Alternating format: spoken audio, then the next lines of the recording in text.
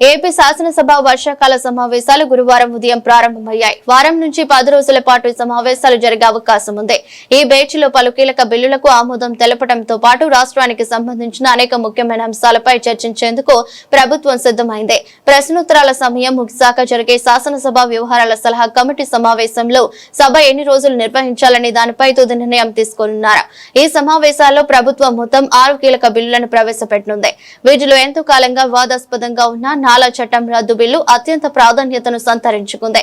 దీంతో పాటు ఎస్సీ వర్గీకరణ, యూనివర్సిటీల చట్ట సవరణ, పంచాయతీరాజ్, మున్సిపల్ శాఖల చట్ట సవరణ, మోటారు వాహనాల పన్నుల చట్ట సవరణ బిల్లులను కూడా సభ ముందుకు తీసుకురానున్నారు. ప్రభుత్వం తన ప్రతిష్టాత్మక హామీలైన సూపర్ 6 అమలు, రాష్ట్రంలోని సాగునీటి ప్రాజెక్టుల పురోగతి, మెగా పేరెంట్స్ టీచర్స్ మీటింగ్, దివ్యాంగుల పెన్షన్లు, సదరం సర్టిఫికేట్ల జారీ వంటి అంశాలపై ప్రధానంగా చర్చించాలని భావిస్తోంది.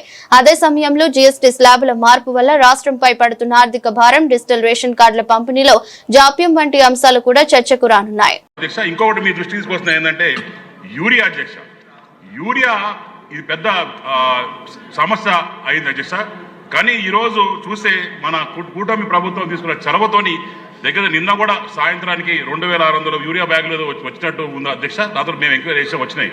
కానీ మన ప్రభుత్వంలో కొంతమంది ఏం చేస్తున్నారంటే అది ఇచ్చేటప్పుడు కంపల్సరీగా గ్రోమర్ అను లేకుంటే ఇంకోటి కొనాలని చెప్పి రైతుల మీద ఒత్తిడి చేస్తున్నారని చెప్పి మాకు వచ్చిన అధ్యక్ష. దయచేసి తమరు మరి కన్సర్న్ మినిస్టర్ గారికి ఇచ్చి వాళ్ళకి ఆదేశాలు ఇచ్చి దయచేసి యూరియానే కష్టంగా ఉంటే వచ్చేదానికి ఇబ్బందిగా ఉంటే అది ఇవ్వడం పోయి దాంతోపాటు గ్రోమోర్ ఇంకోటి కొనాలంటే రైతులు ఇబ్బంది పడతారు. దయచేసి మీరు దృష్టి పెట్టి కన్సర్న్ డిపార్ట్మెంట్ చెప్పాలని ధన్యవాదాలు అధ్యక్ష.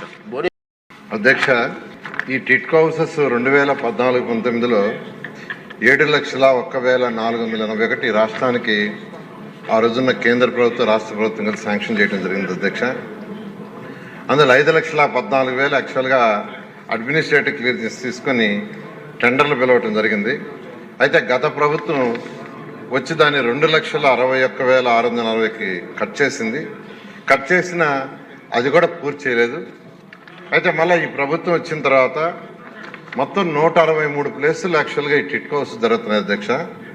అందులో 51 ప్లేసులు అంతకుముందే పూర్తయినాయి. 112 ప్లేసులు ఇప్పుడు పూర్తి చేయాల్సింది ఉంది అధ్యక్ష. ఈ 112 ప్లేసుల్లో లాస్ట్ 4 monthsలో ఈ కాంట్రాక్టులకి 280 కోట్లు పే చేశాం అధ్యక్ష. ఎవరైతే ఇప్పుడు వర్క్ చేస్తున్నారో ఆ కాంట్రాక్టులకి